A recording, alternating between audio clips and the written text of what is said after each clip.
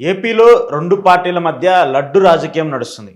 టీటీడీకి సంబంధించి అన్నప్రసాదం దాంట్లో యానిమల్ ఫ్యాట్‌కి సంబంధించినటువంటి కెమికల్స్‌ని వాడారని చెప్పేసేసి చంద్రబాబు నాయుడు ప్రభుత్వం, గత ప్రభుత్వంలో ఉన్నటువంటి టీటీడీ పైన వైసీపీ జగన్మోహన్ రెడ్డి పైన కూడా ఆరోపణలు చేస్తూ వస్తుంది. అయితే ఇవన్నీ కూడా అవాస్తవాలంటూ కూడా వైసీపీ గట్టి కౌంటర్ ఇస్తున్నప్పటికీ కూడా ఎక్కడా కూడా వాటిని నిరూపించడానికి సరైన ఆధారాలు లేవంటూ కూడా టీడీపీ చెబుతూ వస్తుంది. అయితే ఇప్పుడు ఈ ఇష్యూ కాస్త నేషనల్ వైడ్గా వైరల్ అవ్వడము, దాంతోపాటు హిందూ సంఘాలకు సంబంధించి వాళ్ళ మనోభావాలను దెబ్బతీసే విధంగా ఉన్నాయంటూ కూడా హిందూ సంఘాలకు సంబంధించిన వాళ్ళందరూ కూడా మాట్లాడుతున్నారు. క్రైస్తవులకు సంబంధించిన ఒక ముఖ్యమంత్రి, అలాగే ఆయనకు సంబంధించిన వ్యక్తులకు టీటీడీకి సంబంధించిన చైర్మన్ పదవులు కానీ ఈఓ పదవులు ఇచ్చారంటూ కూడా గత ప్రభుత్వం పైన మండిపాటు పడుతూ వస్తున్నారు. సో ఇప్పుడు ఈ లడ్డూ రాజకీయానికి సంబంధించి వైసీపీకి పెద్ద డ్యామేజ్గా మారే పరిస్థితి కనబడుతుంది. పార్టీ మనుగడకు ముఖ్యంగా హిందూ ఓట్ బ్యాంక్ కానివ్వండి, హిందువులకు సంబంధించిన మనోభావాలను దెబ్బతీసే విధంగా వైసీపీ ప్రయత్నించిందంటూ కూడా టీడీపీ చెప్తుంది. సో ఈరోజు ఈ లడ్డు అంశానికి సంబంధించి వైసీపీ స్టాండ్ అయిన దాని గురించి మాట్లాడడం, ఈరోజు నాతో పాటు ఇంటర్వ్యూలో పార్టిసిపేట్ చేస్తున్నారు వైసీపీ నాయకులు మహేష్ రెడ్డి గారు. మహేష్ రెడ్డి గారు నమస్తే. నమస్తే. ఏంటి లడ్డు రాజకీయంలో టీడీపీ మిమ్మల్ని ఇరికించిందా, మీరు ఇరుక్కున్నారా? టీడీపీ ఎప్పుడైనా సరే ఎదటి వాళ్ళ మీద బురద జల్లి వాళ్ళని కడుక్కోమని యొక్క సాంప్రదాయం ఉంటుంది. అది ఇప్పటి వరకు రాజకీయాలకే పరిమితమైంది. అంతకుముందు రాజశేఖర రెడ్డి గారు కానీ, ఆ తర్వాత వాళ్ళకి అపోనెంట్గా ఉన్న జగన్మోహన్ రెడ్డి గారు కానీ, వాళ్ళ తెలుగుదేశానికి సంబంధించిన నాయకులు కానీ, వాళ్ళకి సంబంధించిన మీడియా ఛానల్స్ కానీ, ఇప్పుడు గత 10 సంవత్సరాల కాలంలో సోషల్ మీడియా కానీ ఎప్పుడు ప్రశ్నించినా సరే వాళ్ళ యొక్క కుటుంబం గురించి కానీ, వాళ్ళ రాజకీయ నేపథ్యం ఒక హత్యా రాజకీయం అని సంబోధించడం, లేకపోతే వాళ్ళ క్రిమినల్స్ అని సంబోధించడం, లేకపోతే వాళ్ళ మీద వాళ్ళ జగన్మోహన్ రెడ్డి గారి వరకు వచ్చేసరికి క్రిమినల్ ఛార్జెస్ ఉన్నాయని, అతను ఒక నరరూప రాక్షసుడని, ఇలాంటివన్నీ చేసుకుంటూ వచ్చినారు. ఎప్పుడైతే 2004లో రాజశేఖర రెడ్డి గారు అధికారంలో వచ్చే వరకు కూడా, కాంగ్రెస్ పార్టీ ప్రభుత్వం అధికారంలో రాజశేఖర రెడ్డి గారు పాదయాత్ర చేసి తీసుకొచ్చే వరకు కూడా ఆయన మీద ఇలాంటి ఆరోపణలు కోకొల్లలు చేశారు.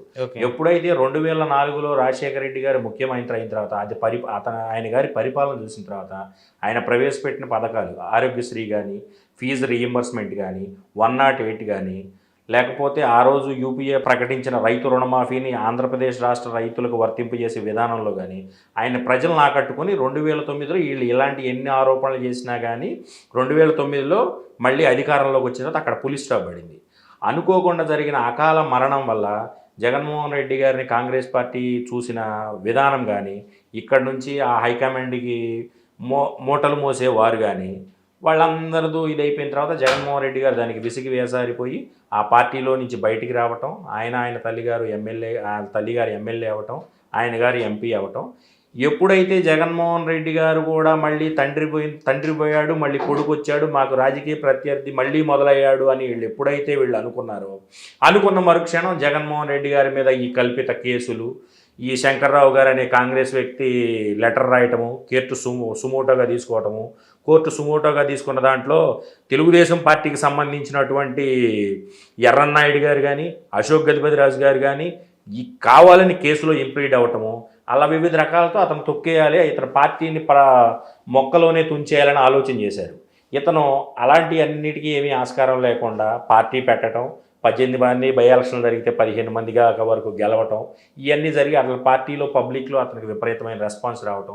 ఎప్పుడైతే ఈ రెస్పాన్స్ వచ్చే క్రమంలో వీళ్ళు అసలు జగన్మోహన్ రెడ్డిని నిలువరించడం ఎలా అని ఒక పోలిట్ బ్యూరో మీటింగ్ పెట్టుకున్నప్పుడు, ఆ రోజు అదే పోలిట్ బ్యూరోలో ఎర్రబెల్లి దయాకర్రావు గారు ఉన్నారు, కడియం శ్రీహరి గారు ఉన్నారు, అప్పట్లో పార్టీలో ఉన్న మైసూరారెడ్డి గారు, రాజ్యసభ సభ్యుడిగా ఉన్న మైసూరారెడ్డి గారు, ఇలా వివిధ రకాల నాయకులు ఉన్నప్పుడు చంద్రబాబు గారు ఎట్లా వ్యక్తిగత హననం చేయాలి, తండ్రి పోయాడు ఇక కొడుకు వచ్చాడు, ఇతన్ని ఎలా క్యారెక్టర్ అసాసినేట్ చేయాలి, ఇతను ఒక ముఠా కక్షదారుడుగా చేశాము, అది వాళ్ళ తండ్రి మీద ఎన్ని చేసినా కానీ అతని పరిపాలన చూసిన తర్వాత ప్రజలు ఏమీ నమ్మలేదు కాబట్టి ఇంకా దానికన్నా వెగరస్గా జనాలకు ఏదిపోద్దంటే ఇతను ఒక ఆర్థిక ఉగ్రవాదిగా ఇతని చిత్రీకరించాలి అనే క్రమంలో అతని మీద సిబిఐ అనే ఒక సిబిఐ కేసులు పెట్టేటప్పుడు అందులో ఉన్న వ్యక్తులు ఏదైతే ఉందో ఆ రోజు సిబిఐ డైరెక్టర్గా పనిచేసిన వ్యక్తులు కానీ అదంతా కూడా ప్రజలకు అందరికీ తెలిసింది. ఆ తర్వాత ఇతను పెరిగే క్రమంలో ఇతని మీద ఒక ఆరోపణ చేయాలి. ఏదో ఆరోపణ చేయాలా, ఫ్యాక్షనిస్ట్, వాళ్ళ తండ్రితో చేసాం అయిపోయింది, అతని పరిపాలన అంతా చూశాక పబ్లిక్ వెరీ హ్యాపీ, అతను పక్కన ఉన్నోళ్ళు వాళ్ళంతా వెరీ హ్యాపీ. ఆ తర్వాత దీన్ని ఏదో విధంగా క్రమబద్ధీకరించి జనంలో తీసుకెళ్ళడానికి అని చెప్పి అసలు కేసులు 1100 కోట్ల రూపాయలు సిబిఐ ఛార్జ్ షీట్ ఎత్తా, దాన్ని ఏదో వినసొంపుగా పలకటానికి చెవులకు వినటానికి బాగుంటుంది కదా అని చెప్పి 1,00,000 కోట్లు అని చెప్పారు. ఎందుకంటే ఆ రోజు 1,00,000 కోట్లు అవినీతి చేయడానికి ఆ రోజు రాష్ట్ర బడ్జెటే అంత లేదు కదా.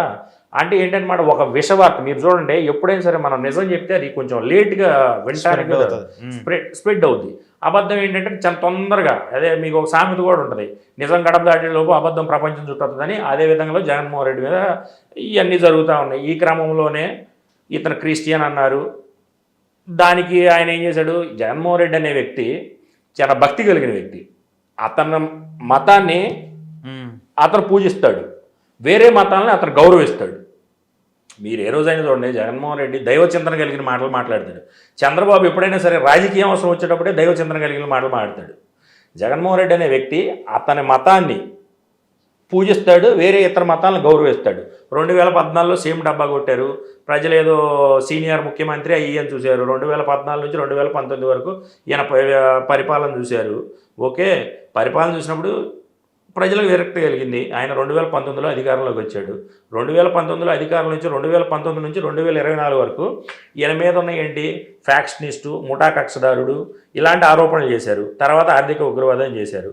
2019 నుంచి దేశాన్ని భయంకరంగా ఉడికించిన కరోనా లాంటి విపత్తును కూడా జగన్మోహన్ రెడ్డి గారు అనే వ్యక్తి హ్యాండిల్ చేసినప్పుడు ఇతనికి చాలా మేనేజ్మెంట్ స్కిల్స్ ఉన్నాయి, ఇతను చేయగలడు ఇది అని ఏదైతే ఉందో, Jaganmohan Reddy is well off to escalate the state issues in any crisis also అని అతను ప్రూవ్ చేసుకున్నప్పుడు, అది కరోనా తర్వాత కావచ్చు, అతను తీసుకొచ్చిన మార్పులు కావచ్చు, లేకపోతే ఇంకోటి కావచ్చు, ఇతని మీద ఇప్పుడు వరకు 2014 నుంచి 2019 వరకు చేసిన ఆరోపణలు ఏదైతే ఉన్నాయో, అతని ప్రభుత్వంలో ఎటువంటి దౌర్జన్యకాండలు జరగలేదు. ఏదో చిన్న చితగా లోకల్ నాయకులు ఏదో ఆగ్రహావేశాలు చేసిన గొడవలు తప్పితే పెద్ద గొడవలు చెప్పడానికి ఏం లేవు. 2019 నుంచి 2024 వరకు అతను ప్రభుత్వం మీద ఎటువంటి ఆర్థిక సంబంధించిన కరప్షన్ ఛార్జెస్ కూడా లేవు. It's very clear. ఓకే, ఎప్పుడైతే వీళ్ళు జగన్మోహన్ రెడ్డి అనే వ్యక్తి పెద్ద పెద్ద ఇండస్ట్రియలిస్ట్ని, అంబానీ కానీ, అదానీ కానీ, జిందాల్ కానీ, లేకపోతే గోద్రేజ్ కానీ, ఇలాంటి వాళ్ళని పెద్ద పెద్ద ప్రముఖులను వైజాగ్ బిజినెస్ సమ్మిట్కి తీసుకొచ్చి కూర్చోబెట్టం కానీ, కరోనా లాంటి విపత్తు తర్వాత ఏ వ్యక్తినైనా సరే బిజినెస్ అట్రాక్ట్ చేయడంలో ఒక విధానంలో అతను తీసుకున్న అంచనాలు కానీ ఇవన్నీ చూసిన తర్వాత పబ్లిక్ ఒక నెరవు వచ్చిన తర్వాత ఇంకా ఆ తర్వాత నుంచి ఇవన్నీ డిఫరెంట్ ఫార్మాట్లో తీసుకొని వచ్చారు. డిఫరెంట్ ఫార్మాట్లో తీసుకొని వచ్చి ఒకటే ఏంటి, జగన్మోహన్ రెడ్డి ఇది, జగన్మోహన్ రెడ్డి అది. ఏం చేశారు, ఎలక్షన్ల ముందు ఏం చేశారంటే ల్యాండ్ టైటింగ్ అనే యాక్ట్ ఏదైతే నీతి ఆయోగ్ తీసుకొచ్చిందో దాని మీద విపరీతమైన దుష్ప్రచారం చేయటం వల్ల వైసీపీ కార్యకర్తలు అవ్వచ్చు, లేకపోతే పార్టీ సానుభూతి పరులు అవ్వచ్చు, లేకపోతే సామాన్య ఓటర్లైనా అవ్వచ్చు, మాకేదో అన్యాయం జరుగుతుందని చెప్పి వీళ్ళ బూటకపు మాటలు, లేకపోతే ఆ పొత్తులో వాళ్ళు చెప్పిన మాటలు ఇవన్నీ నమ్మటం వల్ల జగన్మోహన్ రెడ్డి అనే వ్యక్తి 2024లో అధికారం కోల్పోయి కేవలం 11 సీట్లు మాత్రమే గెలుచుకున్నాడు. 11 సీట్లు గెలుచుకుని వచ్చిండు, వీళ్ళకి 164 వచ్చినాయి అనే ఆనందం లేకుండా, ఎప్పుడైతే చంద్రబాబు నాయుడు గారి పరిపాలనలో లోకేష్ బాబు గారు తన ప్రజాగళంలో చెప్పినట్టు ఆ పాదయాత్రలో రెడ్ బుక్ అని ఒకటి పెట్టుకున్నా అని చెప్పి ప్రతి ఒక్కరిలో బెదిరింపు చేశారు. ఈ ఎలక్షన్లు అయిపోయిన తర్వాత వీళ్ళు అధికారంలోకి వచ్చాక ఆ రెడ్ బుక్ని కాస్త బ్లడ్ బుక్ చేశారనమాట. ఎప్పుడైతే సరే రెడ్ బుక్ని బ్లడ్ బుక్ చేశారు వీళ్ళు. బ్లడ్ బుక్ చేసి కాలక్రమేణా నడుస్తున్న దాంట్లో తెలుగుదేశం నాయకులు వీళ్ళందరూ కూడా వైసీపీ కార్యకర్తల మీద దాడులు, వైసీపీ నాయకుల మీద దాడులు, వైసీపీ బీసీ నాయకుల మీద దాడులు, వైసీపీ ఎస్సీ నాయకుల మీద దాడులు, వైసీపీ మిగిలిన అగ్ర నాయకుల మీద దాడులు, ఇవన్నీ చేసుకుంటూ వచ్చేసరికి ప్రజలలో కానీ లేకపోతే వైసీపీ కార్యకర్తలు కానీ ఇదేం పరిపాలన రా బాబు అని అక్కడ తిరుగుబాటు మొదలైంది. ఆ తిరుగుబాటు మొదలైన తర్వాత చంద్రబాబు నాయుడు గారు ఏం చేశారు, ఈయన ఒక అలివిగాని హామీలు దాదాపు సూపర్ 6 అని ఒకటి కాకుండా దాని తగ్గట్టు ఒక 100 పేజీలు బుక్లెట్, 200 పేజీలు బుక్లెట్ హామీలు ఇచ్చారు. ఇప్పుడు తీరా చూసుకున్న తర్వాత ఏంట్రా బాబు అని చెప్తే ఏమీ లేదనే డొల్లనే తేలింది. సర్లే అదే ఈసారి చంద్రబాబు నాయుడు గారు ఏం చేశారంటే దీన్ని ఏదో విధంగా, ఆయన సీనియర్ కదా, దీన్ని ఏదో విధంగా నెడదాము అని చెప్పి ఫస్ట్ స్టార్టింగ్ తీసుకొచ్చారు. నేను అధికారంలోకి వచ్చాను, సూపర్ 6 ఇద్దాం అనుకున్నాను, కానీ ఇక్కడ చూస్తే ఏమీ లేవన్నారు. ఆ టైంలో ఏమైందంటే చంద్రబాబు నాయుడు గారు దిగిపోయేటప్పుడు జగన్మోహన్ రెడ్డి గారికి అధికారం ఇచ్చేటప్పుడు కేవలంలో ఖజానాలో 100 కోట్లు ఉంది. అదే జగన్మోహన్ రెడ్డి గారు దిగిపోయి చంద్రబాబు నాయుడు గారి అధికారం చేపట్టేటప్పటికి సుమారు 7,500 కోట్లు ఉంది. ఇది ఏదైతే ఈ వ్యాక్యూమ్ పాయింట్, చంద్రబాబు నాయుడు దిగిపోయేటప్పుడు 100 కోట్లుండి 100 కోట్ల ఖజానాతో జగన్మోహన్ రెడ్డికి అప్పచెప్తే జగన్మోహన్ రెడ్డి గారు దిగిపోయేటప్పుడు చంద్రబాబు నాయుడు గారికి 7,000 సుమారు 500 కోట్ల చిల్లర ఖజానాను అప్పచెప్పినప్పుడు ఈరోజు సోషల్ మీడియా కానీ న్యూస్ స్పెక్యులేషన్స్ కానీ న్యూస్ టీవీలు కానీ public lean of the public గ్రామీణ ప్రాంతాల్లో కానీ లేకపోతే ప్రతి ఒక్కరికి వార్త చేరుతుంది. అదేంటి జగన్ 100 కోట్ల రూపాయలు ఇచ్చిండు, 6 నెలల తర్వాత అధికారంలో రాగానే కరోనా లాంటి విపత్కరమైన పరిస్థితి వచ్చింది, 2 సంవత్సరాలు క్రయ విక్రయాలు కాదు కదా, వ్యాపారాలు కాదు కదా, మనిషి మనుగడకే చాలా ప్రమాదకరమైన వ్యవహారం జరిగినా కానీ జగన్మోహన్ రెడ్డి ఏనాడు కూడా అది ఖజానాలో రూపాయి లేదు. అతని పాటలు అయ్యో అతను పడడం రూపాయలు ఎక్కడ తీసుకొచ్చిండు, తీసుకొచ్చి ఇవన్నీ చేసిన తర్వాత చేసుకుంటూ వచ్చిండు కదా. వీళ్ళు ఏం చేశారు, అధికారంలోకి వచ్చిన కాడి నుంచి ఇంకొకటే, జగన్ రోజు అప్పు తెస్తుండవు, జగన్ రాష్ట్రాన్ని అమ్మేస్తుండో, జగన్ ఇది చేస్తుండో, జగన్ అది చేస్తుండో, జగన్ ఏదన్నా చేయని గవర్నమెంట్ బళ్ళు బాగు చేస్తాడు అనుకుంటే ఆ కాంట్రాక్టర్లు దోచిపెడుతున్నారు. అసలు నాడు నేడు బడి బాగు చేసేటప్పుడు ఏ ఒక కాంట్రాక్టర్ కాదు, అది టెండర్ వర్క్ కానీ నామినేటెడ్ వర్క్ కానీ కాదు, డైరెక్ట్ ప్రిన్సిపాల్కి ఒక అకౌంట్ ఓపెన్ చేసి ఒక కమిటీ పెట్టి ఆ కమిటీలో ప్రిన్సిపాల్ అనే వ్యక్తి స్కూల్ టీచర్స్ స్కూల్ కమిటీ అంతా కమిటీ చేసుకొని మన స్కూల్కి వాష్రూమ్స్ కావాలా, పరారీ కూడా కావాలా, లేకపోతే ఇంకోటి కావాలా ఇలాంటివి చూసినారు. తర్వాత గ్రామ సచివాలయ వ్యవస్థను తీసుకొచ్చి ఈ నయా జన్మభూమి కమిటీలు అన్నింటినీ జగన్మోహన్ రెడ్డి తొలగించడం జరిగింది. ఇప్పుడు సపోజ్ నేను ఒక 2 ఎకరాలు పంట వేసుకున్నాను అనుకోండి, దానికి సంబంధించి పంట ఏదైనా వరద వచ్చి ఏదైనా పంట నష్టం జరుగుతుంది అనుకుంటే నేను వెళ్ళి ఈ క్రాప్ చేసుకుంటే దాని తాలూకా పంట నష్టం డబ్బులు నాకు కొట్టేవాళ్ళు. ఏది జరిగినా కానీ వ్యవహారంగా అదే రైతు భరోసా కేంద్రానికి వెళ్ళేవాళ్ళము, మనం ఎమ్మని ఈ క్రాప్ చేయించుకునేవాళ్ళు, మనకు పంట నష్టం వచ్చినా జరుగుద్ది. లేకపోతే మనం పత్తి ఇలాంటి కమర్షియల్ క్రాప్స్ వేసుకున్నా దాని మార్కెటింగ్ శాఖ మార్కెట్ యార్డు తీసుకెళ్ళి అక్కడ సీసీఎల్ కొనుగోలు చేయాలన్నా కానీ అక్కడ ఈ క్రాప్ నమోదు ప్రకారం ఒక ఎకరానికి 15 క్వింటాలు పత్తి మనం కొంటారు కాబట్టి అక్కడ సీసీఎల్ ఏదైతే మనం వాళ్ళు నిర్ణయించిన రేటు మంచి రేటు ఉంటుంది కాబట్టి దళారుల చేత మోసపోకుండా రైతులు అమ్ముకొని చాలా హ్యాపీగా ఫీల్ అయినారు. అలాగే మొక్కజొన్న పంట కూడా జగన్మోహన్ రెడ్డి అనే వ్యక్తి ఒక మద్దతు తీసుకొచ్చిండు. ప్యాడీ కానీ ఈ పిఎస్సిఎస్ కేంద్రాలు సొసైటీలకు అనుసంధానం చేసి ఈ ఒడ్లు కొనే విధానం కానీ ఆ డబ్బులు పడే విధానం కానీ చిన్న కోరికతో వచ్చి అయ్యంతా జగన్మోహన్ రెడ్డి పరిపాలన రుచి చూశారు.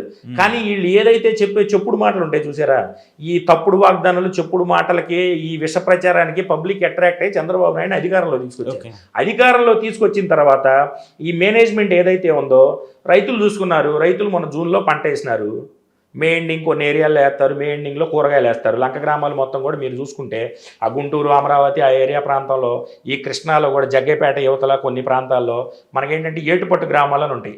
ఈ ఏటుపట్టు గ్రామాల్లో మీకు కూరగాయ పంట సాగు చేస్తూ ఉంటారు.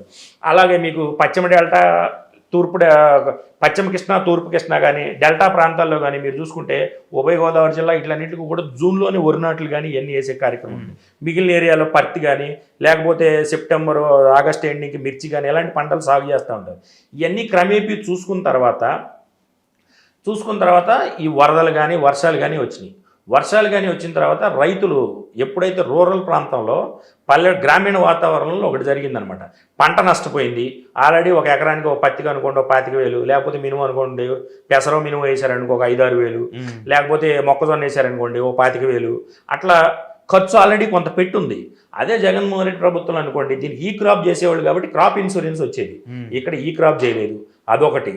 ఈయనకి ఈ ఫ్లడ్ మేనేజ్మెంట్లో ఈ రెడ్ బుక్ని బ్లడ్ బుక్ చేసే కార్యక్రమంలో ఫ్లడ్ మేనేజ్మెంట్లో అంత వరద వస్తుందని తెలిసినా కానీ దాన్ని మిస్లీడ్ చేసేసి దాన్ని మేనేజ్మెంట్ చేయకపోవడం వల్ల విజయవాడలో ఎక్కడైతే తెలుగుదేశం పార్టీ కంచుకోవడం అనుకున్న ప్రాంతాల్లో ఈరోజు సుమారు అక్కడ 6 లక్షల మంది ప్రజలు నీట మునిగున్నారు.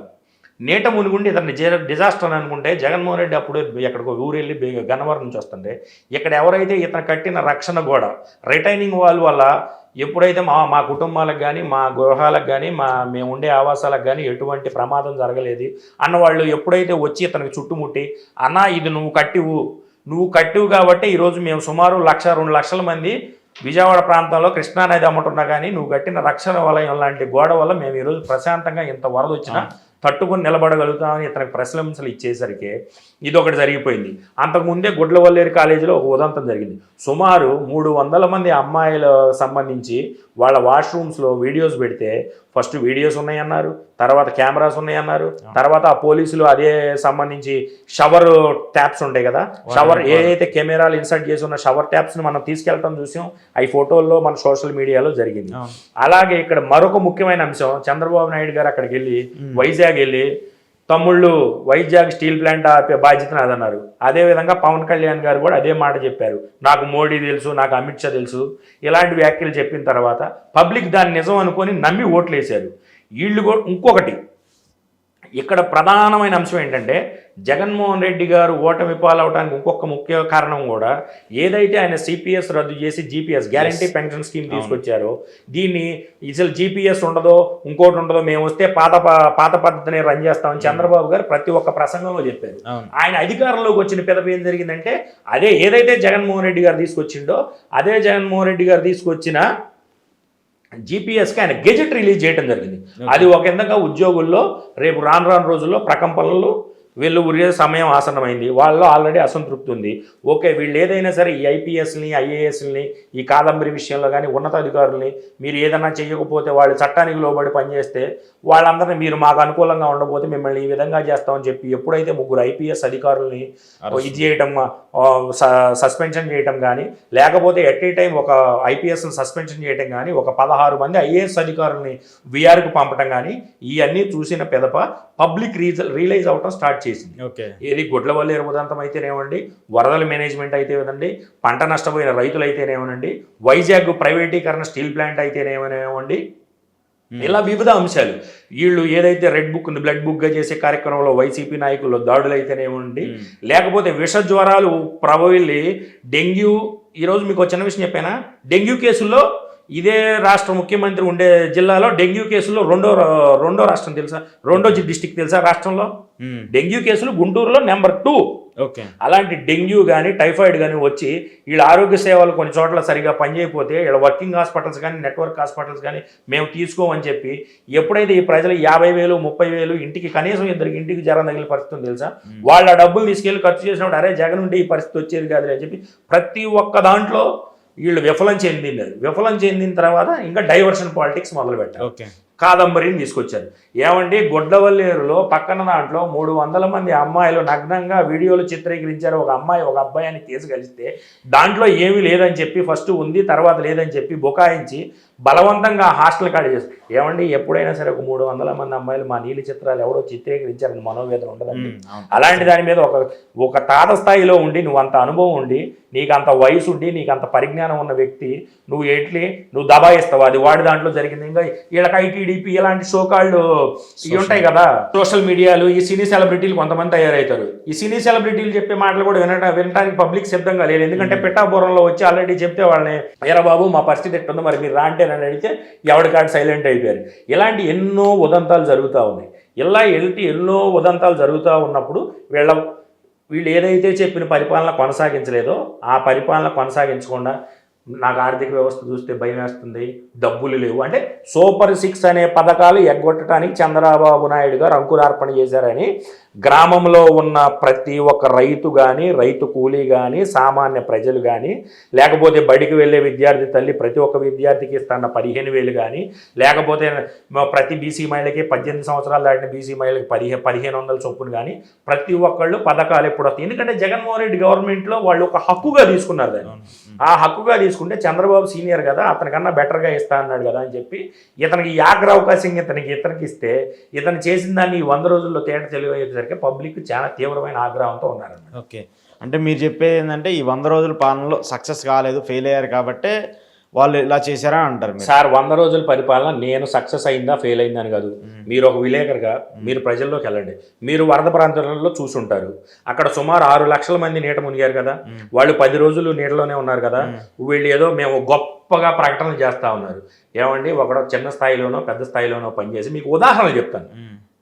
ఒక కొట్టు ఉంది సార్, ఒక చిల్లర కొట్టు ఉంది. వాడు రోజుకు 6,000 అమ్మేవాడు. ఓకే, వాడు డీమార్ట్ లాంటి ఒక మీకు సరుకులు దొరికేది ఏంటంటే వచ్చిన తర్వాత అతని వ్యాపారం 3,500 నుంచి 4,000 పడిపోయింది. అతనిది ఒక 50,000 రూపాయలు సరుకు ముగిలిపోయింది. అలాగే ఒక బైక్ మెకానిక్ అనేవాడు, వాడి దాంట్లో 10 బైకులు ఉంటే అవి 10 పోయిపోయినాయి. అలాగే ఒక టెక్స్టైల్ బట్టలు కొట్టుంది, దాంట్లో సుమారు వాళ్ళు 15,000 30,000 లోపల అమ్ముతారు. వీళ్ళంతా కూడా మనం ప్రయాణం చేసేటప్పుడు నాకు ఆ ప్రాంతంలో నేను తిరిగినప్పుడు నేను వాళ్ళందరితో స్వయంగా తెలుసుకుని వాడిది ఒక రోజుకు 30,000-35,000 అమ్మి వాడి అద్దె అంతా ఎన్ని కట్టుకోవడంలో చంద్రబాబు నాయుడిని అసహించుకోవడం మొదలుపెట్టారు. సుమారు 6 లక్షల మంది ప్రజల్లో 6 లక్షల మంది అతను అసహించుకుంటారు. ఏదైతే అతను బలమైన గడ్డ ఇవన్నీ చూసుకున్నారా. మరొక ముఖ్య అంశం ఏంటంటే ఈయన ఏదైతే చెప్పుకుంటా వచ్చి అమరావతి ప్రపంచ రాజధాని, అమరావతి ప్రపంచ రాజధాని, అమరావతి ప్రపంచ రాజధాని, it's a self finance project అని చెప్పారు. చంద్రబాబు నాయుడు గారి కేంద్రం ఏదో ఒక నిధులు ఇస్తుంది, అదేవిధంగా దీన్ని తీసుకొచ్చి దీంట్లో పెట్టేసి దీన్ని కడదాము అని చెప్పారు. దానికి కూడా వరద వచ్చి మునిగింది. ఎందుకంటే మీకు ఉదాహరణ చెప్తా, అక్కడ మీకు ఆ చంద్రబాబు నాయుడు గారి ఇంటికి వెళ్ళే దాని ముందు కాలువ కట్టది. ఆ కాలువ కట్ట మీద ప్రయాణం చేసే వాళ్ళకి ఎవరికైనా తెలుస్తుంది చంద్రబాబు నాయుడు గారి ఇల్లు మునిగిందా లేదా. ఓకే, అంటే మనం మునిగింది 100%. ఎందుకంటేనండి అక్కడ ఉన్న కట్టడాల్లో అక్కడ ఉండే so called guest house or farm house or ఏమున్నా కానీ అక్కడ ఉండేదే మంతెన సత్యనారాయణ రాజు గారి ఆశ్రమం. అది ఎందుకు తీసుకున్నారు? మేము ఆయుర్వేదాల మొక్కలు అవన్నీ పెంచుతాము, ఆ ఆయుర్వేదాన్ని మేము అభివృద్ధి చేస్తామని చెప్పి గవర్నమెంట్ దగ్గర ఆ రోజు పర్మిషన్స్ తీసుకొచ్చుకున్నారు.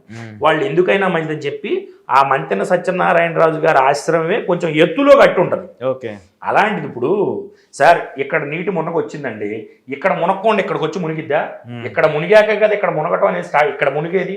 అలాంటి ఈ వేరియేషన్స్తో పబ్లిక్ అందరికీ ఆ చుట్టుపక్కల గుంటూరు కానీ తెలుగుదేశం నాయకుడైనా, జనసేన నాయకుడైనా, వైసీపీ నాయకుడైనా, సిపిఎం సిపిఐ అయినా సరే, ఏ పార్టీ నాయకులైనా సరే, మినిమం మండల స్థాయి నాయకులు, ఒక స్థాయి ఉన్న నాయకులు ప్రతి ఒక్కళ్ళు ఆ రోడ్లో ప్రయాణం చేసిన వాళ్ళే గత 10 సంవత్సరాల్లో వాళ్ళు చూశారు.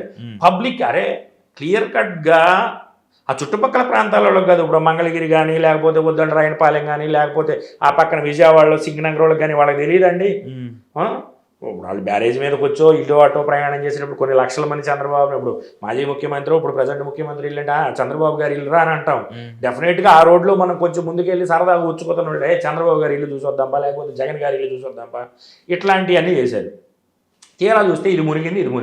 ఇంకా దీని ఇలాంటి అన్నిటి కూడా అక్కడ ఒకటి బలమైంది ఏమొచ్చిందంటే, అక్కడ కృష్ణా జిల్లాలో ఎక్కడైతే వెలగరే కొండూరు మండలం దగ్గర నుంచి విజయవాడ రూరల్ మండలంలో వైఎస్ఆర్ కాలనీ సుమారు 30,000 మంది నివాసం ఉండే అధికారి నుంచి ఇవన్నీ ఒక 6 లక్షల మంది జనాలు మునిగేసరికి చంద్రబాబు నాయుడు ఒక మిస్మేనేజ్మెంట్, జగన్మోహన్ రెడ్డి గారు చెప్పినట్టు it's a man made flood అనేది పబ్లిక్లోకి బాగా వెళ్ళిందండి.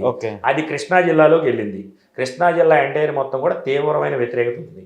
ఉద్యోగుల్లో వ్యతిరేకత, రైతుల్లో వ్యతిరేకత, వరదల్లో నష్టపోయిన వాళ్ళ వ్యతిరేకత, ఇలా డిఫరెంట్ పీపుల్. అలాగే ఈ సెల్ఫ్ ఫైనాన్స్ ప్రాజెక్ట్ అని ఎప్పుడైతే చెప్పారో, లేదు మేము ఇది వరల్డ్ బ్యాంక్ దగ్గరికి అప్పు కింద తీసుకొస్తున్నామని చెప్పి నిర్మలా సీతారామన్ గారు ఇచ్చిన స్టేట్మెంట్కి we are trying to gather a funds to allot, we can refer to funds to allot in different banking sectors to the state government నుంచే క్లియర్గా మెన్షన్ అయితే ఇది సోషల్ మీడియాలో, మెయిన్ స్ట్రీమ్ మీడియాలో కొన్ని ఛానల్స్లో అయిపోయింది. సో అమరావతి అనేది ఒక సెల్ఫ్ సస్టైన్ ప్రాజెక్ట్ కాదు, అది ఒక వైట్ ఎలిఫెంట్ అనేది కూడా పబ్లిక్లో బాగా వెళ్ళింది. ఇంకా దాన్ని ఎలా మేనేజ్మెంట్ చేయాలని పక్షంలో ఇంకా వివిధ రకాల అయిన వచ్చింది. వీళ్ళన్నింటి మధ్యలో పెను ఉపరిదావం స్టీల్ ప్లాంట్ వచ్చింది. స్టీల్ ప్లాంట్ వీళ్ళు చెప్పిన మాటలు ఇవన్నీ, మీరు మొన్న కూడా అక్కడ స్టీల్ ప్లాంట్లో ధర్నా చేసేవాళ్ళు ఉన్నట్టున్నారు. ఒక జగన్మోహన్ రెడ్డి గారు మాత్రమే ఆనాడు ప్రధాని సభలో ఒకే మాట చెప్పారు, సార్ మీతో మాకున్న సంబంధం పార్టీలకు అతీతం, మాకు మా రాష్ట్ర హక్కులు ముఖ్యం, దాని తగ్గట్టు ఈ స్టీల్ ప్లాంట్ ప్రైవేటీకరణ వద్దని చెప్పి ఆయన ట్రై చేసిండు. అయిపోయింది. ఈరోజు వీళ్ళు ఎన్డీఏలో కూడా ఉండి మేమే కీలక సూత్రధారి పాత్రధారి, చంద్రబాబు ఇక్కడ కూర్చోమంటే మోడీ గారు అక్కడే కూర్చుంటాడు, ఇలాంటి షో ఆఫ్లన్నీ చేశారు. షో ఆఫ్లన్నీ చేశాక ఎప్పుడైతే ఈ బడ్జెట్ ఎలకేషన్స్ జరిగినాయో ఓన్లీ అమరావతికి 15,000 కోట్లు రుణం ఇస్తాము అని చెప్పారు. అదేవిధంగా ఏదైతే మన ఆయన ఉన్నారో పక్కన నితీష్ కుమార్ గారు, ప్రాజెక్ట్స్ ఆయనకి ఏదైతే 26,000 కోట్ల రూపాయలు ఇచ్చారో అది విపరీతంగా వైరల్ అవడం వల్ల చదువుకున్న వాళ్ళు కానీ వివిధ రకాలు కానీ వివిధ మాధ్యమాల ద్వారా తీసుకొని చంద్రబాబు నాయుడు గారు కేంద్రంని ఒప్పించి ఏమీ తేలేకపోయారని ఒక అబాసుపాలు మూట కట్టుకున్నారు. ఇంకొకటి ఇలా కార్యకర్తల విచ్చలవిడి, ఇది ఇసుక డంపుల్లో, ఇసుక యార్డుల్లో ఇసుకుండి స్టాక్ పాయింట్లో గవర్నమెంట్ పెట్టయితే దాన్ని మాయం చేసేయటం, ఇష్టం వచ్చినట్టు ఇసుక దొవ్వేయటం, ఇష్టం వచ్చినట్టు మట్టి దొవ్వేయటం, ఇవన్నీ జరిగిన తర్వాత ఏం చేశారు, వరద వచ్చింది, జగన్మోహన్ రెడ్డి అది చేయలేదు, జగన్మోహన్ రెడ్డి మళ్ళీ చంద్రబాబు నాయుడు గారు పైకెత్తి ఒక బుడమేరు అనే ఒక వాగు వస్తుంటే దానికి 12 షట్టర్లు ఉంటాయి. ఆ 12 షట్టర్లు అసలు గేట్లు ఉంటాయంటే ఈ ముఖ్యమంత్రి ఎట్టన్నాడు. ఆ పక్కన ఉన్న కొండూరు వాళ్ళు తెలియదండి, పక్కన ఉన్న విజయవాడ రోడ్డు తెలియదా, మైలవరం మండలం వాడి తెలియదా, లేకపోతే తిరువురు తెలియదు, ఎవడి తెలీదు. బుడమేరు కాలువ అనేది తిరువురు అవతల నుంచి పారుకుంటూ వచ్చింది. ఆ చుట్టుపక్కల యాడ్ నీళ్ళు అవుతాయి, ఎక్కడ పోలవరం రైట్ కెనాల్లోకి వెళ్తాయి, ఎక్కడ వీటీపీఎస్లోకి వెళ్తాయి, ఎక్కడ కృష్ణాలోకి వెళ్తాయి, అటు నుంచి వీటీపీఎస్ కెనాల్ నుంచి కూలింగ్ వాటర్ కెనాల్లో లాగా కృష్ణా నదికి ఎట్లా వెళ్తాయి అన్నీ తెలుసు. ఎప్పుడైతే వాళ్ళ మిస్మేనేజ్మెంట్, తుంగభద్ర నుంచి వాటర్ రావటం, శ్రీశైలం నుంచి వాటర్ రావటం, ఇక్కడ పొజిషన్ మెయింటైన్ చేయకుండా ఉండని బోట్లు అయినా ఒకటి తీసుకొచ్చారు. బోట్లు ఎందుకు ఉంటాయండి? ఏమండి ఎవడైనా గుద్దేవాడు వైసీపీ రంగులు వేసుకొని కుదుతురా? అక్కడ ఉన్న రంగులు మీ ఉన్నాయి కదా వాటికి వాళ్ళు ఆరోపిస్తున్నారు. అది ఎప్పుడైతే అయితే ఏ అధికారంలో ఉంటే వాళ్ళు అట్లా చేస్తారు. ఆబ్వియస్గా అభిమానం ఉన్నోడు ఉంటాడు. అభిమానం ఉన్నోడు ఏంటని చెప్పి దాన్ని ఎంక్వైరీ చేసినారు. ఎంక్వైరీ చేస్తే అది ఉషాద్రి అని చెప్పి ఆయన దేవినేని ఉమా కృష్ణప్రసాద్ గారికి లాస్ట్ టైంలో ఎలక్షన్ చేసే వ్యక్తి అని చెప్పి తేలింది. దాన్ని డైవర్షన్ చేయడానికి, ఇలా ఇన్ని పాత్రలు డైవర్షన్ చేయడానికి ఇతను మిస్మేనేజ్మెంటు, ఇతను ఇచ్చిన సూపర్ 6 హామీలు ఇవన్నీ కూడా క్రోడీకరించుకొని చంద్రబాబు నాయుడు గారి పాలనలో శూన్యం అని తేలింది. ఇంకొక విషయం ఇంకొకటి కూడా మనం మర్చిపోతున్నాం. ఎందుకంటే వీళ్ళు చేసినవన్నీ అనేకం కాబట్టి ఒకటని చెప్పలేము. 100 రోజుల్లో నిన్ను చేశారంట 100%. ఈ చేసేసరికి మెడికల్ కాలేజీలు ఇప్పుడు పక్క రాష్ట్రం తెలంగాణకి 8 మెడికల్ కాలేజీలు వచ్చినాయి.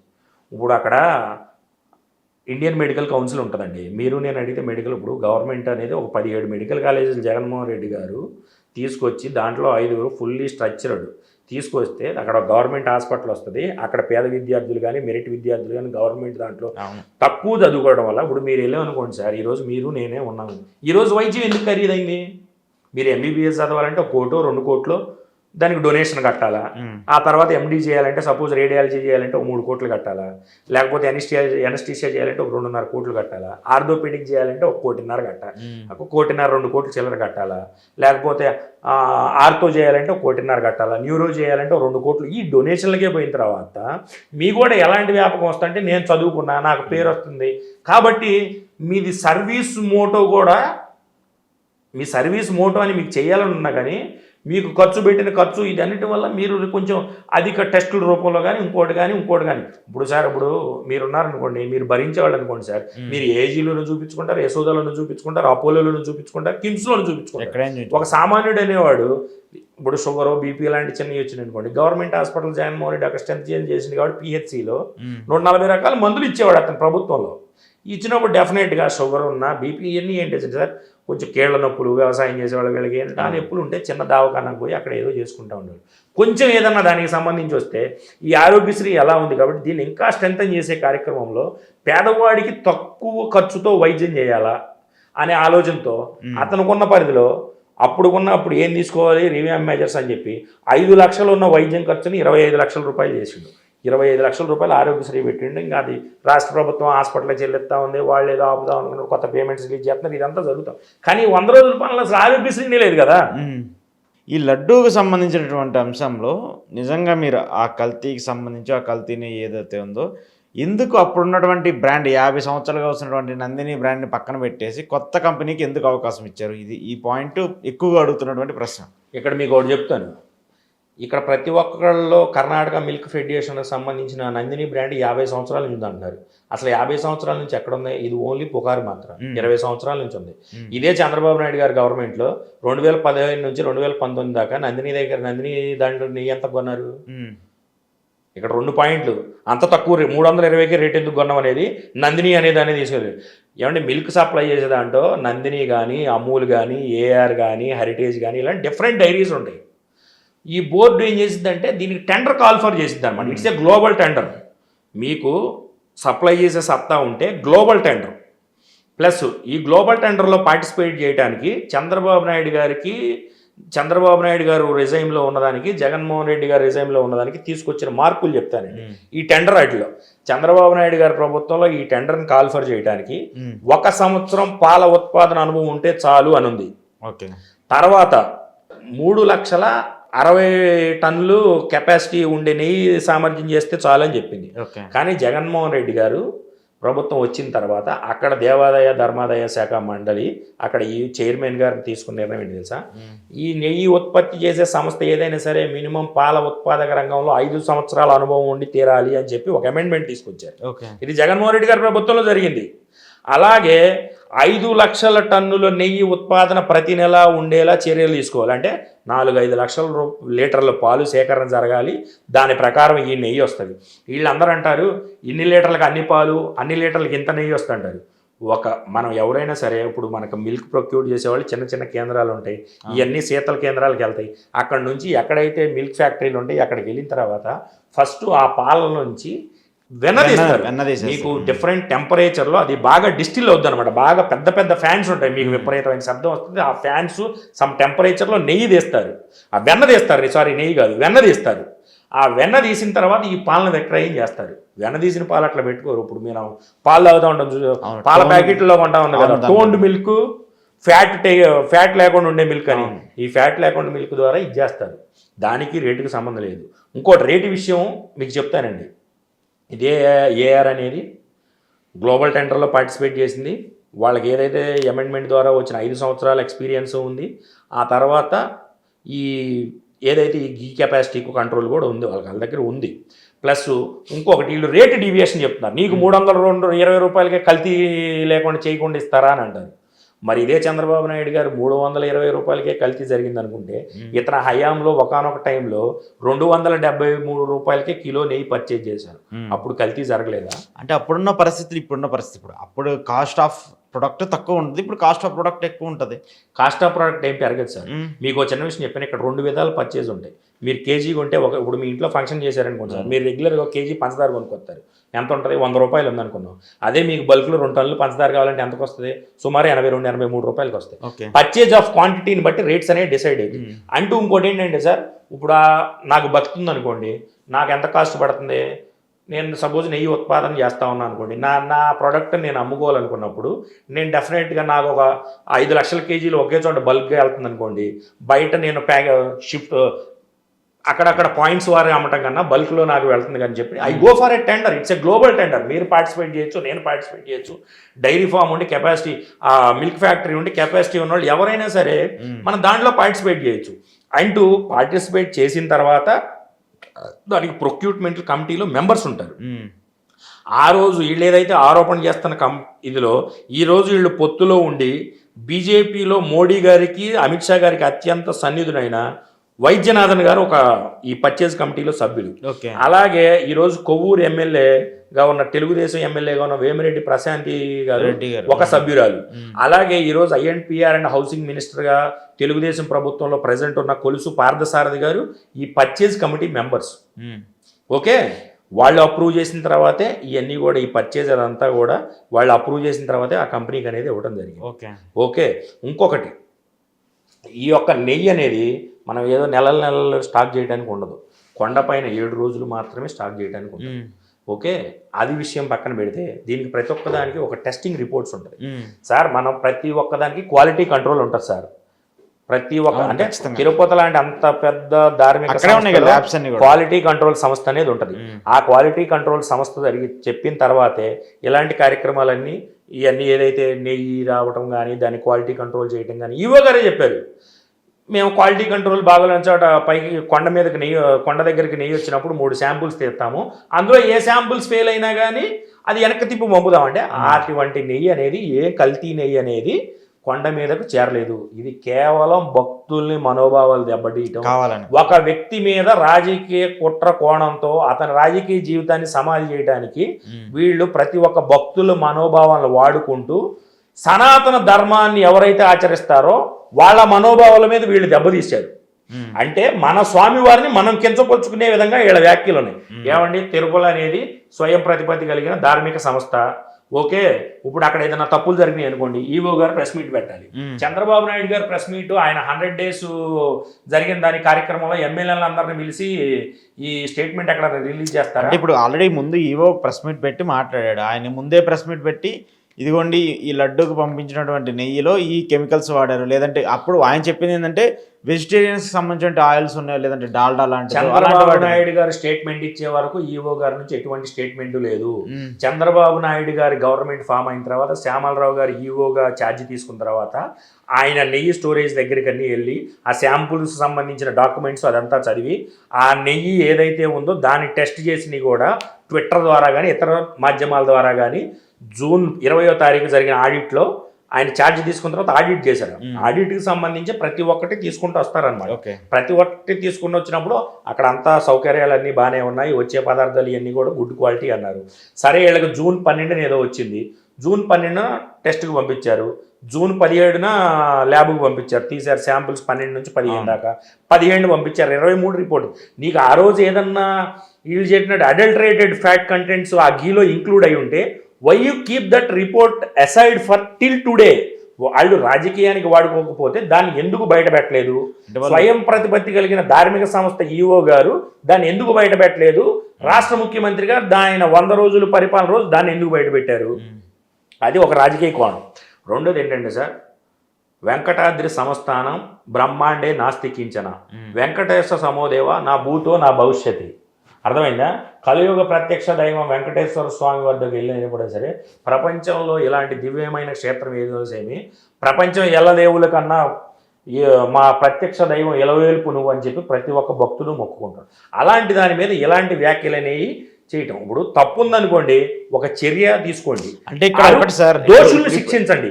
అంతేగాని దీన్ని రాజకీయ కారణాలకు వాడొద్దు. నిప్పు లేకుండా పొగొస్తుందని మీరు నమ్ముతారా సార్? నిప్పు లేకుండా పొగొచ్చిందంటే నేను అనేది ఒకటే మాట.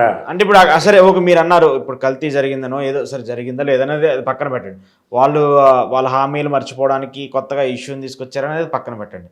ఇక్కడ ఏంటి ఇప్పుడు సరే మీరు కూడా కండెమ్ చేసుకోవడంలో మీరు ఎందుకు ఫెయిల్ అవుతున్నారు సార్? ఇక్కడ కండెమ్ చేసుకోవటం ఇవన్నీ కాదు, ఇది రాజకీయం అయితే కండెమ్ చేసుకుంటాం. స్వామివారి భక్తులకు సంబంధించిన మనోభావాలు కాబట్టి క్లారిటీ చెప్పుకోవటం. కానీ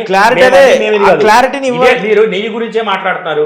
2015 నుంచి 2019 వరకు చంద్రబాబు నాయుడు గారి హయాంలో 15 సార్లు ట్యాంకర్లు రిజెక్ట్ అయి పంపిస్తే, అదే 2019 నుంచి 2024 జగన్మోహన్ రెడ్డి గారి టెర్న్యూర్లో 18 సార్లు ట్యాంకర్ టెస్ట్ క్వాలిఫై కాదని చెప్పి వీటిలో సరే వీళ్ళు ఏదైతే చేసే టెస్టులు ఉన్నాయో క్వాలిఫై కాదని చెప్పి పంపించారు. మీరు అలాంటి దాని మీద బురదలు వేయటం ఎందుకు? ఇప్పుడు జగన్మోహన్ రెడ్డి గారు నిన్న ప్రెస్ మీట్ పెట్టారు, ఇలా జరిగింది ఇలా జరిగింది ఇలా జరిగింది. అవును, ఆయనే ఇప్పుడు ఎవరైతే అపవాదు మోపబడుతున్న వ్యక్తి ఉన్నారో ఆయనే సిబిఐ ఎంక్వైరీ కానీ సుప్రీంకోర్టు జడ్జితో కానీ విచారణ చేయమనంటే వీళ్ళు దాన్ని ఇంకా డ్రాగన్ చేసుకుంటా, వీళ్ళు సోషల్ మీడియాలో ఉండే భక్తులు లేకపోతే వీళ్ళు సోషల్ మీడియా పెయిడ్ ఆర్టికల్స్ వీళ్ళందరూ కూడా స్వామివారి ప్రతిష్టని దిగజారుతారు. స్వామివారి ప్రతిష్ట వీళ్ళు ఎలాంటి వ్యక్తులు ఎన్ని కుహనా మాటలు మాట్లాడినా స్వామివారి ప్రతిష్ట దిగజారదు. ఆయన కలియుగ ప్రత్యక్ష దైవం కాబట్టి ఇలాంటి స్వామివారి మీద నిందలేసే వాళ్ళు డెఫినెట్గా వాళ్ళు ఆ స్వామివారి ఆగ్రహానికి గురిగాక తప్పదండి. ఇక్కడ అనేది క్రిస్టల్ క్లియర్గా జరిగింది. దీన్ని మనం అయోధ్య రామ మందిరానికి పంపించిన దానికి లింక్ చేయడం, ఒక వ్యక్తిని రాజకీయంగా పతనం చేయడానికి మీరు ఇన్ని విధాలుగా ఒక మత విధ్వంసాలు రెచ్చగొడతారంటే ఆ వ్యక్తి 11 సీట్లు వచ్చినా ఎంత పవర్ఫుల్ వ్యక్తి అయితే వీళ్ళు అలాంటి హైందవ ధర్మాన్ని ఆచరించే వాళ్ళ వ్యక్తుల మనోభావాలను దెబ్బతీస్తున్నారంటే మీరు ఇది పాయింట్ గుర్తుపెట్టుకోవాలి. జగన్మోహన్ రెడ్డి అనే వ్యక్తి పబ్లిక్ ఒకసారి మోసపోయామని చెప్పి 100 రోజుల్లో ఎంత రియలైజ్ అయ్యి చంద్రబాబు నాయుడు గారి మీద వ్యతిరేకత వచ్చిందనేది వీళ్ళు పొద్దున్నే ప్రతి ఒక్క ముఖ్యమంత్రి ఇంటెలిజెన్స్ డీజీ కలుస్తున్నారు కదండి. Intelligence DG will explain what is the situations happenings in the surroundings and ground level. According to that report only Chandrababu Naidu గారు రియాక్టెడ్.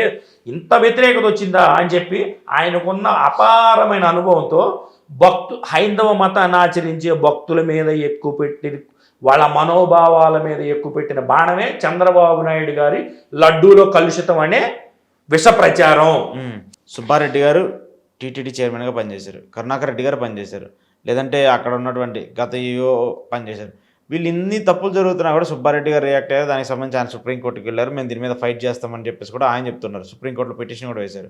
తాజాగా సుబ్రహ్మణ్య స్వామి లాంటి వాళ్ళు బీజేపీకి సంబంధించిన లీడర్లు కూడా బయటకు వచ్చి ఇవన్నీ అవాస్తవాలు అని చెప్పేసి బయటకు వచ్చి మాట్లాడే పరిస్థితి ఉంది. అంటే వీటిని నిరూపించుకోవడంలో రాష్ట్ర ప్రభుత్వం కావాలని మీరు ఇందాక చెప్పారో వాళ్ళు ఇచ్చిన హామీలన్నీ నీరు కార్చడానికో ఈ కొత్తగా దీన్ని లేపారని చెప్పేసి మీరు చెప్తున్నారు. ఒక్కసారి కంపేర్ చేస్తే 2 పార్టీలకు సంబంధించిన ఇష్యూ లేదంటే ఒక దేవాలయానికి సంబంధించిన ఇష్యూస్ మధ్య ఆ ప్రజల యొక్క మనోభావాలు దెబ్బతీసే హక్కు ఎవరికి లేదు కదా. నేను అది అనేది మీరు మంచి ప్రశ్న అడిగారు. తెలుగుదేశం పార్టీ ప్రతి ఒక్కటి కూడా దేవుడైనా సరే ఏదైనా సరే ఒక రాజకీయ కోణంలోనే చూస్తాం. మీకు బెస్ట్ ఉదాహరణ చెప్తానండి. చంద్రబాబు నాయుడు గారు నేను ప్రెస్ మీట్ పెట్టి రాజశేఖర రెడ్డి 7 కొండలు 2 కొండలు అన్నాడు అని చెప్పి ఒక లేనిపోయిన ఒక ఆరోపణ ఆ రోజు మొదలుపెట్టారు. కొంతమంది భక్తులు కానీ ఎవరు కానీ నమ్ముతూ ఉంటారు. అసలు ఈ చంద్రబాబు నాయుడు గారు కానీ కలియుగ ప్రత్యక్ష దైవం శ్రీ భగవానుడు వెంకటేశ్వర స్వామిని కొలిసేవాళ్ళు కానీ ఆ 7 కొండల పేరు చెప్పగలరా? 7 కొండలు అంటే ఎక్కడి వరకు ఉంటాయి తెలుసా? అలిపిరి మెట్లు దగ్గర నుంచి ఇడుపులపాయ దగ్గర వరకు ఆ స్వామివారి కొండ శేషాచలం అడవుల కొండలు మొత్తం 7 కొండలుగా పరిగణిస్తారు. వాటిలో ఎటువంటి పరిధి లేదు. మీకు చిన్న విషయం చెప్పనా, ఈ రోజు పాప వినాశిని డ్యామ్ ఉందా? మనం అక్కడ పోయినప్పుడు 10 రూపాయలు డబ్బులు కట్టి వెళ్తాం. ఎందుకంటారు? అది సెంట్రల్ ఫారెస్ట్ అసెన్సెస్లో ఉంటుంది. 7 కొండల వాడు అని పిలుస్తారు, సంబోధిస్తారు. అంతేలే కానీ దానికి 7 కొండల పేర్లని ఎవరన్నా చెప్పమానండి. అది ఒక విష ప్రచారం. ఎందుకంటే వీళ్ళు క్రైస్తవుని ఆరాధిస్తారు కాబట్టి ఇచ్చేయాలి. ఇప్పుడు వీళ్ళు ఇన్ని మాటలు చెప్తారు సార్. కొండ మీద వేద పాఠశాల పెట్టి అక్కడ వేదం చదివే ప్రతి ఒక్క కుర్రాడికి వేదం అయిపోయిన తర్వాత ₹1,00,000 ఇవ్వాలి అని చెప్పి ఎవరు? ఇదే కరుణాకర్ రెడ్డి గారు టీటీడీ చైర్మన్గా ఉన్నప్పుడు తీసుకున్న నిర్ణయమే కదా. ఇప్పుడు స్వామివారికి జరిగే కైంకర్యాలు కానీ స్వామివారికి జరిగే సేవలు కానీ ఏవైనా సరే ప్రపంచంలో ఉన్న ప్రతి ఒక్కడు ఆ రోజు తిరుమలకు రాకపోయినా కానీ వాళ్ళ గృహంలో ఉండి సందర్శించే విధంగా శ్రీ వెంకటేశ్వర భక్తి ఛానల్ అని పెట్టారు. అది ఎవరు? భూమాన కరుణాకర్ రెడ్డి గారు చైర్మన్గా ఉన్నప్పుడే, రాజశేఖర రెడ్డి గారు చీఫ్ మినిస్టర్ ఉన్నప్పుడే కదా. దాన్ని వద్దని చెప్పి ఆ రోజు వ్యతిరేకించిన వ్యక్తి చంద్రబాబు నాయుడు గారు కదా. అలాగే మీరు ఈరోజు లడ్డు అంటున్నారు కదా, దీన్ని పోటు అనే ఒక ప్రాంతంలో తయారు చేస్తారు సార్. లడ్డు పోటు అంటారు. లడ్డు పోటులో వైష్ణవ ఆచరించే బ్రాహ్మణులు దాంట్లో ఈ లడ్డు చేసే కార్యక్రమంలో పాల్గొంటారు. మీకు చిన్న విషయం చెప్పానా, లడ్డు పోటులో పనిచేసే వైష్ణవులు చాలా భక్తి శ్రద్ధలతో చేస్తారు. అక్కడ మీరు నేను వెళ్తే ఉండలేమని చెప్పి తోటి భక్తులు అయ్యవారులు ఎవరైనా చేసేవాళ్ళు ఉంటే మనకు స్వామివారి మీద ఉన్న ఇంట్రెస్ట్ ప్రకారం కనుక్కుంటే అక్కడ చాలా హీట్ కానీ ప్రొడ్యూస్ అయ్యే హీట్ కానీ అన్ని గంటలు ఉండి చేయడం అనేది చిన్న విషయం కాదు. అక్కడ ఓన్లీ 46,000 లడ్లు చేసే సామర్థ్యమే ఉంటే 46,000 సామర్థ్యం 46,000 రెట్లు చేసే సామర్థ్యం ఉంటే ఆ పోర్టులో దాన్ని రాజశేఖర రెడ్డి గారి ప్రభుత్వంలో 3 ఇంతలకు పెంచారు. పోర్టులు ఏంటి లడ్డూ తయారీ చేయటానికి సామర్థ్యం పెంచారు. ఓకే, 7 కొండలు తిరుమల తిరుపతి శ్రీవారికి సంబంధించినవి అని చెప్పి జీవో తీసుకొచ్చినారు. ఓకే, ఎస్విబిసి ఛానల్ తీసుకొచ్చినారు. హైందవ మతానికి సంబంధించి అద్వైతానికి సంబంధించి అన్ని యొక్క కార్యక్రమాలు క్రిస్టల్ క్లియర్గా జరిగింది. ఆయన పేరు మీద అది అయిపోయింది. ఇంకా మళ్ళీ జగన్మోహన్ రెడ్డి గారు వచ్చారు. జగన్మోహన్ రెడ్డి గారు ఆయన మతాన్ని ప్రేమించిన ఆరాధించిన ఎదురు మతాలను గౌరవిస్తారని నేను ఎందుకు చెప్తున్నాను తెలుసా? ఆయన 3,648 కిలోమీటర్లు సుదీర్ఘ పాదయాత్ర చేసిన అందరం ఆ పాదయాత్ర ముగించుకొని ఆయన ఎక్కడికో ఇంటికో ఇల్లు రెస్ట్ తీసుకోవడానికి వెళ్ళా కాలినడకన కొండ ఎక్కి 7 కొండలు ఎక్కి స్వామివారి కలియుగ ప్రత్యక్ష దైవం వెంకటేశ్వర స్వామివారి దర్శనం చేసుకున్నారు.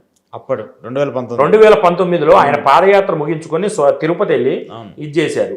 ఇంకా తర్వాత వచ్చినప్పుడు కానీ ఇప్పుడు మీకు అక్కడ ఇంకొక సింపుల్ విషయం చెప్తాం. మీరు తిరుపతి వెళ్తూ ఉంటారు రెగ్యులర్గా, అక్కడ ఎంతమంది బ్రోకర్లు ఉంటారు? స్వామివారిని కొంచెం చూడాలా భక్తితో అయినప్పుడు బ్రోకర్ల వ్యవస్థ అనేది వైవి సుబ్బారెడ్డి అనే వ్యక్తి టీటీడీ చైర్మన్ అయిన తర్వాత శ్రీవాణి ట్రస్ట్ అని చెప్పి ఒక ట్రస్ట్ అకౌంట్ ఓపెన్ చేస్తే ఎవరైనా సరే 10,000 రూపాయలు స్వామివారికి డొనేట్ చేస్తే వాళ్ళకి L1 దర్శనం అని చెప్పి ఒక స్కీమ్ పెట్టినారు. 500 రూపాయల టికెట్ 10,000 మనం శ్రీవాణి దర్శనం చేస్తాం. అది ఏదైతే దర్శనం మనం శ్రీవాణి ట్రస్ట్కి చెల్లించిన అమౌంట్ ఏదైతే ఉందో రాష్ట్రంలో కానీ దేశంలో కానీ వివిధ గుడుల్లో జరిగే నిత్య కైంకర్యాలకి ఎక్కడైతే సరే ఇబ్బంది కలుగుతుందో దానికి ఆ ఫండ్ అనేది అలాట్ చేసి దేశం మొత్తం కూడా ఈ ఆలయాలు నిర్మించడం కోసం కానీ లేకపోతే దేవాలయాల్లో నిత్య కైంకర్యాల కోసం అయ్యే ఖర్చు కానీ ఆ శ్రీవాణి ట్రస్ట్ నుంచి మరులుస్తున్నారు. దాని ఎప్పుడుగో ఎగియే వెంకటేశ్వర స్వామి వారిని చూడాలంటే దానివల్ల కొండ మీద 60% బ్రోకర్లు అనేవాళ్ళు తగ్గిపోయారండి. మొత్తం తగ్గారని కూడా నేను చెప్పను, ఒక 60 to 70% తగ్గిన మాట వాస్తవం. ఆ రోజు 400 టికెట్లు అమ్మితే దాన్ని నానా యాగి చేసిన తెలుగుదేశం ఈ రోజు శ్రీవాణి టికెట్లు ఎన్ని దిగుతున్నాయి వెళ్ళి చూడండి, రోజుకు 1,500 దిగుతున్నాయి.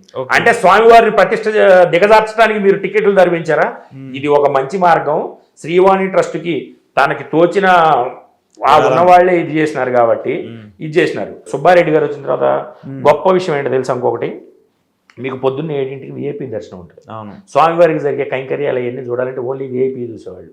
జగన్మోహన్ రెడ్డి గారు వచ్చిన తర్వాత ఎవరైనా సరే సుబ్బారెడ్డి గారు జగన్మోహన్ రెడ్డి గారి నాయకత్వంలో ఎవరైనా సరే స్వామివారు అందరి ముందు సమానమే అని చెప్పి ఆ విఐపీ టికెట్లు దర్శనం రద్దు చేశారు తెలుసా? ఎన్నో సిఫార్సులు వచ్చాయి. జగన్మోహన్ రెడ్డి గారు ముఖ్యమంత్రిగా ఉన్నప్పుడు సుబ్బారెడ్డి గారికి కానీ జగన్మోహన్ రెడ్డి గారికి అన్న మీరు తీసుకున్న ఈ నిర్ణయం వల్ల స్వామివారి కైంకర్యాలు మేము చూడలేకపోతున్నాం అంటే పేదవాడైనా అపర కుబేరుడైనా వెంకటేశ్వర స్వామి ముందు ఒకటే అని చెప్పి ఆ నిర్ణయం తీసుకోవడం వల్ల ఎన్నో లక్షల మంది భక్తులు ఆ ఉదయం పూట స్వామివారికి జరిగే కైంకర్యాలని దర్శించుకునే భాగ్యం జరిగింది కూడా ఇదే సుబ్బారెడ్డి గారు టీటీడీ ఈవోగా జరిగినప్పుడు నిర్ణయం. ఇంకొకటి చెప్తానండి, మనకు అదివరకు వైకుంఠ ద్వారం అంటే ఒకే రోజు తెరిచి ఉండేది. కొన్ని కోట్ల మంది భక్తులు ఆ రోజు వైకుంఠ ద్వారం ద్వారా వెళ్ళి శ్రీ మహావిష్ణువు దర్శనం చేసుకోవాలనుకునేవాళ్ళు. అలాంటి 10 రోజుల పాటు పెంచి ప్రతి ఒక్క సామాన్యుడు కూడా వైకుంఠ ద్వారం నుంచి వెళ్ళి స్వామివారిని దర్శనం చేసుకుని ఆ అనుభూతి కరగాలని ఒకరోజు మాత్రమే ఉన్న వైకుంఠ ద్వారాన్ని 10 రోజుల పాటు తెరిచి స్వామివారిని భక్తులు దర్శించుకునే విధంగా ఏర్పాటు చేసింది కూడా ఇదే సుబ్బారెడ్డి గారు టీటీడీ చైర్మన్గా ఉన్న సమయంలోనే. శ్రీవాణి ట్రస్ట్ మీద ఓన్లీ 500 జగన్మోహన్ రెడ్డి ఇంటికి 10,000 వెళ్ళిపోతాయి అంటారు, ఇంకొకళ్ళు ఇంటికి 10,000. ఏమండి మనం టికెట్ కొంటాం సార్, దానికి ఒక రసీదు ఇస్తారు కదా, మీరు శ్రీవాణి వెళ్ళే ఉంటారు, 10,000 నన్ను కంప్లీట్ చేయనండి, 10,000 రసీదు ఇచ్చే ఉంటారు కదా, 500 రూపాయల టికెట్ ధర ఉంటుంది కదా, టీటీడీకి ఒక ఆడిటింగ్ అనే సంస్థ ఉంటుంది కదా, ఏ నిధులు ఎంత వచ్చినాయి ఎంత వెళ్ళినాయి అని చెప్పి వీళ్ళు ఇలాంటి నీలాభరిందలు జగన్మోహన్ రెడ్డి గారి మీద కోకొల్లలు. అదేవిధంగా హైందవ ధర్మం వర్ధిల్లటానికి ఈ శ్రీవాణి ట్రస్ట్ నుంచి వచ్చిన డబ్బు ద్వారా హైదరాబాద్లో జూబ్లీహిల్స్లో కానీ, చెన్నైలో కానీ, ఇంకొక చోట కానీ దేవాలయాలు నిర్మించి హైందవ ధర్మాన్ని వర్ధిల్లటానికి జగన్మోహన్ రెడ్డి గారి ప్రభుత్వంలో సుబ్బారెడ్డి గారి ఆధ్వర్యంలో ఉన్న టీటీడీ బోర్డు తీసుకున్న నిర్ణయాలు అనేవి. అలాంటి వాటి మీద కూడా బురద జల్లటం.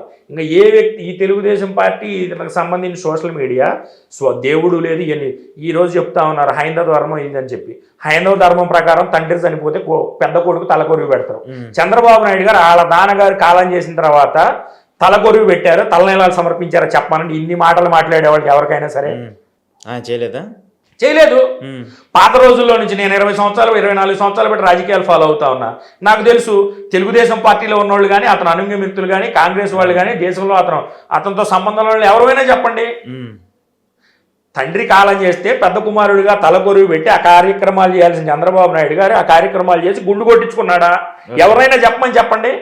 వీళ్ళు హైందవ మతాన్ని ఆచరించే వాళ్ళుగా, సిద్ధాంతాలను పాటించే వాళ్ళుగా స్వామివారి ప్రతిష్ట మీద నీలాప నిందలేడు. మనం ఏదన్నా మాట్లాడామనుకోండి, ఇదిగో నువ్వు అది, లేకపోతే ఇదిగో ఇది, ఇంకొకటి అది, ఇలాంటి అతనికి వ్యక్తిగత ఉన్న సోషల్ మీడియా పెట్టి ఎటువంటి వ్యక్తినైనా సరే అతని వ్యక్తిగత వ్యవహారాల దగ్గర నుంచి అతని మత విశ్వాసాల దగ్గర వరకు ప్రతి ఒక్కటి అతను అనుకూలంగా లేకపోయినా అతను అడ్డం వస్తాడు అనుకున్న వ్యక్తికైనా సరే ప్రజల్లో విషాన్ని నింపడంలో సిద్ధహస్తులు తెలుగుదేశం పార్టీ వారు.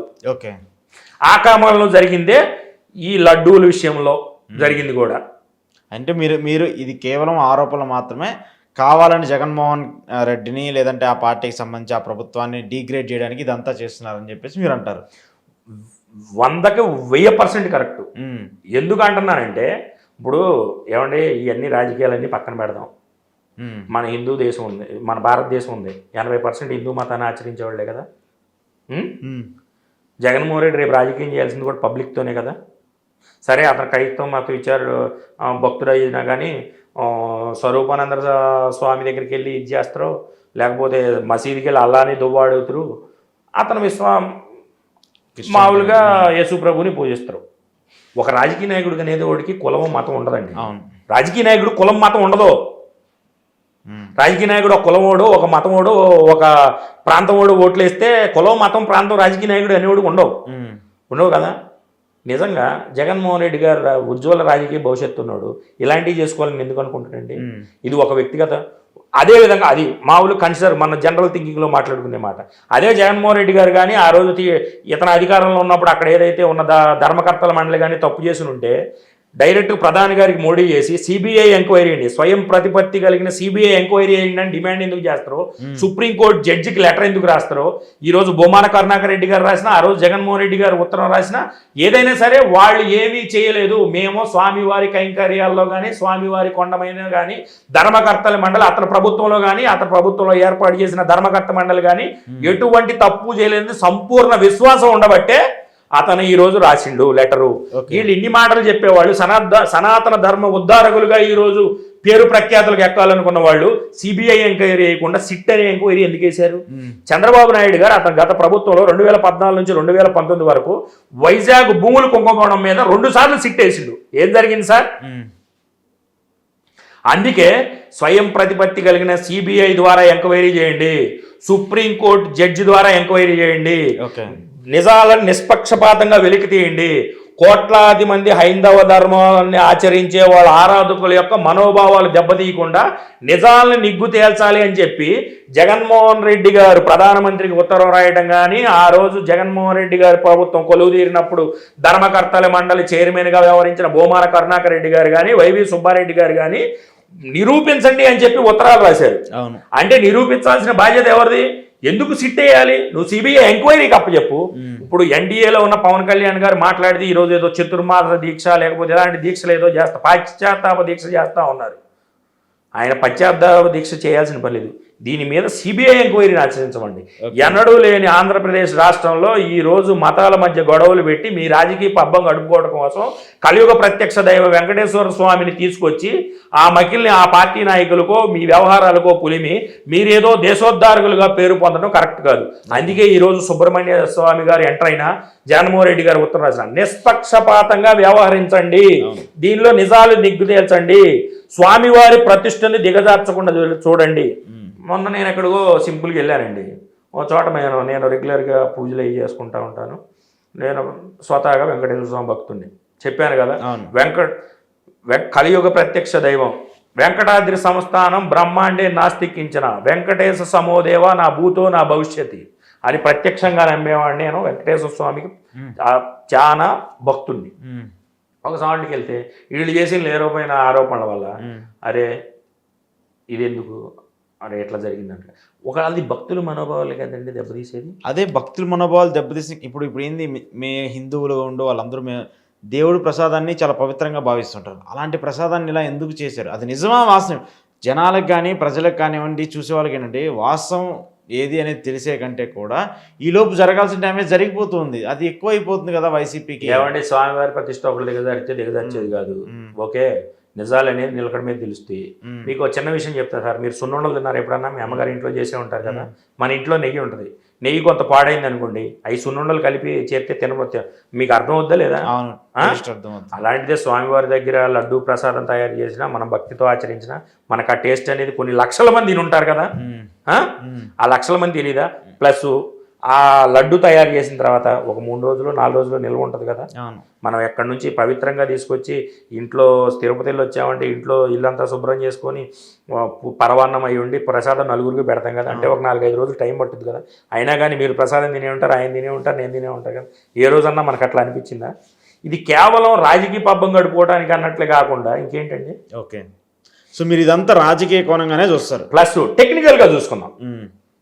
ఇది మేలో టెండర్లు జరిగినాయి. ప్రతి 6 నెలలకు ఒకసారి నెయ్యి సేకరణ చేస్తారు. మేలో గ్లోబల్ టెండర్లు ఆహ్వానించారు. గ్లోబల్ టెండర్లు ఆహ్వానించిన తర్వాత ఏఆర్ సంస్థ లేకపోతే ఇంకో సంస్థ L1, 2, 3, 4, 5 ఇవన్నీ కూడా పార్టిసిపేట్ చేసినాయి కదా. ఒక సంస్థకి ఇచ్చారు. ఒక సంస్థకి ఇచ్చిన తర్వాత మీరు జూన్ 3, 4వ తారీఖు ప్రమాణ స్వీకారం చేయడం జరిగింది కదా. మీరు ఈఓ గారిని 15వ తారీఖు నియమించుకోవడం జరిగింది కదా. ఈఓ గారు 20వ తారీఖు మొత్తం విజిట్లు అన్నీ చేయడం జరిగింది కదా. అట్లో అంతా బాగానే ఉందని చేయడం జరిగింది కదా. చిన్న చిన్న మార్పులు ఉన్నాయి, చేర్పులు ఉంటాయని చెప్పడం జరిగింది కదా. సడన్గా ఇది ఎందుకు వచ్చింది? ఈఓ గారే స్టేట్మెంట్ ఇస్తారు. రిపోర్ట్లు వచ్చిన నెలకు బయట పెట్టారు. దీంట్లో ఆంతర్యం ఏంటంటే జగన్మోహన్ రెడ్డి క్రిస్టియను, ఇదొక అపవాదు. ఏది మైండ్ జనాల మీద రుద్దటం. రెండోది రిపోర్ట్ ఎందుకు బయట పెట్టలేదంటే జగన్మోహన్ రెడ్డి క్రైస్తవ ఆరాధకుడు కాబట్టి ఇది.